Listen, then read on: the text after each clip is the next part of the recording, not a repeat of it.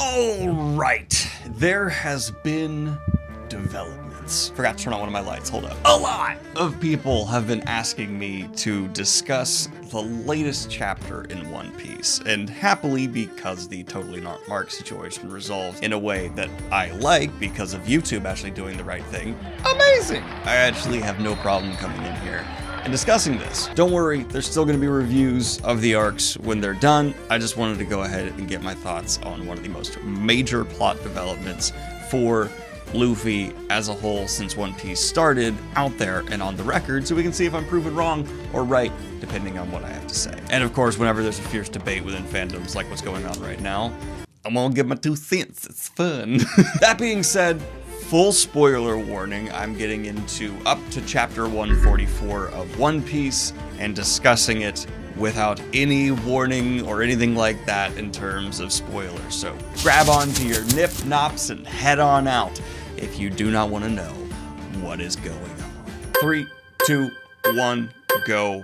Let's talk about it. So Luffy has had the accusation leveled against him of being Joy Boy. Not an accusation, it's just someone's observation. And he has announced that this is his highest level gear 5. That's obviously not entirely right because Luffy isn't 100% aware of what's going on with them. At least that seems to be the general consensus among the fans. And I mostly agree, though I wouldn't be amazed to hear that Luffy is slightly more aware of what's going on with him than we think, and he's just gonna call it Gear 5 because he's Luffy and he wants to call it Gear 5. I'll never claim to be able to predict what Luffy's gonna do next or what he already knows. I also have a theory that Robin knows a lot more about this than previously let on.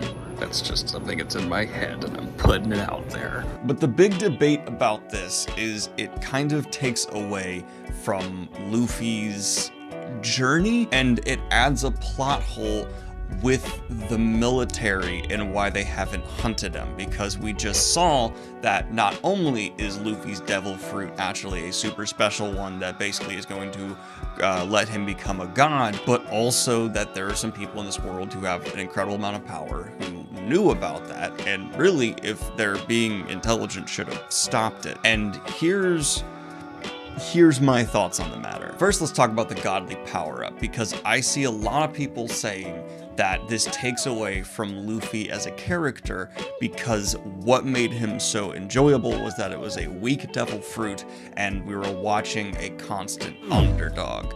And these people do not like that suddenly Luffy actually has the potential of a god in him. And I understand absolutely where these people are coming from, but I entirely disagree. Because one, I've been reading fantasy for ages and ages and ages, and the last minute godly late story upgrade is such a trope that I usually dislike, but I do enjoy when it's severely earned by characters. And it made me immediately think of one of my personal favorites, who I think has a kind of similar moment. Spoiler warning for the in his overall journey. I won't get any more specific than that, but this is a character who works his ass off and goes through hell, and once he comes out the other side, he has this substantial upgrade that I won't talk about in detail. And as a reader, to me, it felt earned. Luffy feels earned as well. I also have a prediction that a similar thing's going to happen to Dresden at the end of the Dresden Files, where we find out he has this potential in him and becomes unlocked. Here's the thing, Luffy was still the only guy who could have unlocked this. And he was an underdog in all those fights because he hadn't yet. And if it wasn't for him being who he is, he would have lost. And that still makes him the underdog to me.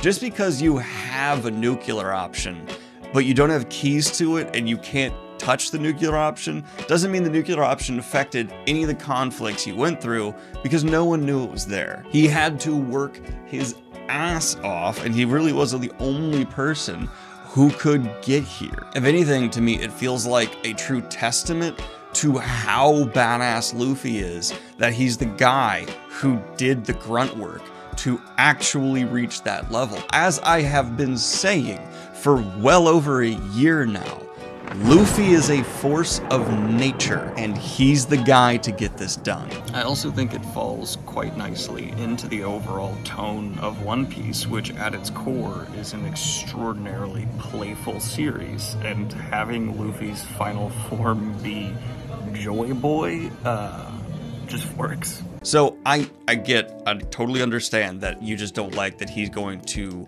finish his journey with this power available to him. But as someone who actually kind of saw this trope coming, it doesn't bother me that much, because if there's any character in the history of fiction who has earned this level of upgrade, it's motherfucking Luffy. And kind of getting into the review territory, I don't know, I just want to talk about this. The last few chapters of One Piece, to me, at my read, have been kind of getting darker and more brutal. The fights have been kind of hitting a little harder, a little more like oof. And so having this juxtaposition at the end of it where Luffy is coming out and just laughing and being like this bubbly thing is kind of great.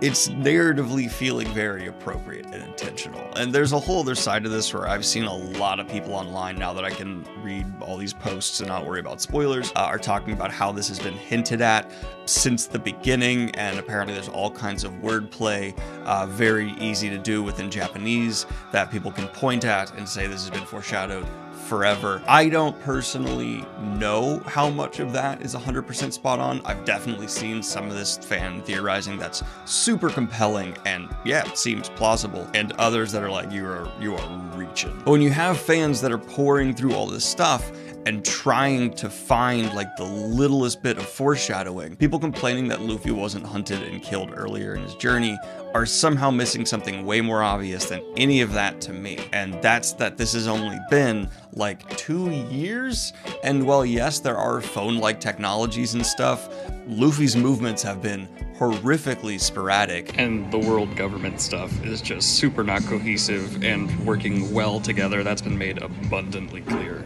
The stories of Luffy's conquests take time to reach certain people, and once certain events did occur, the hunt for Luffy did reach ridiculous levels. I mean, his bounty right now is just absurd. So I think, one, they definitely were trying to begin to really hunt him, but that's not something you can just redirect all your forces and start going to hunt Luffy and, you can just abandon your posts elsewhere because it doesn't really matter. No. And also, they need to verify and completely understand what is going on with this guy and whether or not it is the exact fruit. I could be misreading the situation. I've only read through the series once. I've certainly missed a lot of the smaller stuff other people are pointing at, but to me, it's just like a result of the time and, the amount that's going on in the world. Even if there is this super special fruit, it doesn't necessarily mean it's the most important thing out there in the world. And when you have an entire army of heavy hitters, are you even going to really fear it?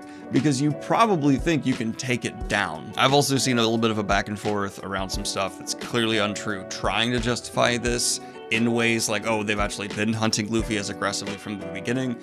No, they have not. People there are really reaching, in my opinion. And if they did, then it would start to take away from this, in my opinion, because Luffy would somehow have been at his weakest when we first met him, able to avoid the most powerful people. No. If my memory serves me right, Luffy ate this because it was just left on a bar, and I don't think the person who left it there knew what exactly it was. Some clarification here because of some feedback I got from Murph when I showed her an early copy of this video. I understand that absolutely with Shanks pillaging like who's who and all of that, they were aware this fruit is now out in the wild, and they definitely should have put some searchers out of like, hey, if anyone shows up with some rubbery capabilities, that would be a big deal and let us know. Except I don't think they necessarily would, because if there's one thing that's been shown to us again and again within this government is derision. It's not exactly a uniform vision, and there's not everyone trusting everybody. So I could see why that would have not been done, and I think it's kind of a bit convenient for our crew, but One Piece has been full of conveniences, so I don't think it's exactly consistent. But I could see the complaint, and I know Shanks didn't know what it was. At least I'm pretty sure he didn't know what it was. And that's kind of where I'm more confused as an audience member. I'm very casually a One Piece fan. I have a really hard time keeping all this stuff straight. I also do just want to say one last time, this is not meant to be my review on the chapter. It's more a discussion of how I feel this trope is being utilized and well set up and earned. And I'm very cold right now, so I'm gonna go back inside. I'm out in the damn cold again because you all just blew my mind on Twitter because I put out a poll like this and I was like, hey, do you guys think Shanks knew? Because I was sitting here like, oh, Shanks definitely didn't know. But then people were like, oh, he would definitely stole it because he wanted to go give it to Ace and the windmill. And that's just like, what? Oh my god, that's right. It had to be that. You're absolutely right. And for no other series am I walking out in the cold right now to be like, this is blowing my mind. I really want an alternate reality One Piece series now where that actually happened and it was given to Ace by Shanks. And I need to think about so many things before my actual review of all this. Oh my god. And I'm sure it took time for someone who has the right connections to report, oh, this might be that fruit. And then they have to verify, they have to check, they need to make sure they're not going to just totally shift their entire military presence to deal with the fact that this one person might have a thing, and it's been 2 years, so who knows. And then Luffy also kind of disappeared for a period of time, and wasn't really making that many waves during the time skip. If you're the government, and I think we all know this about governments, it's gotta be a slow-moving process. So I personally do not love this trope, and if you had told me it appeared in One Piece, I would have predicted I wouldn't be on this side of the debate, but I like this instance of the trope, and it's almost entirely because I cannot think of another character who has earned an upgrade like this more than Luffy's, the motherfucking force of nature. Earlier I said I saw this coming a little bit. All I mean is I saw Luffy getting some kind of severe end of story upgrade coming. Obviously not this exact type of thing, but it just kind of felt appropriate, so I've been preparing for it. I didn't include it in my prediction videos, maybe I should. People are gonna call me a liar, but it was just a feeling I had in the back of my head. But that is my current thoughts on the big debate going on within One Piece. Let me know what you think in the comments down below, and like and subscribe if you have not already. Hit the Patreon if you want to support what I do here. And have a good one, y'all. Peace.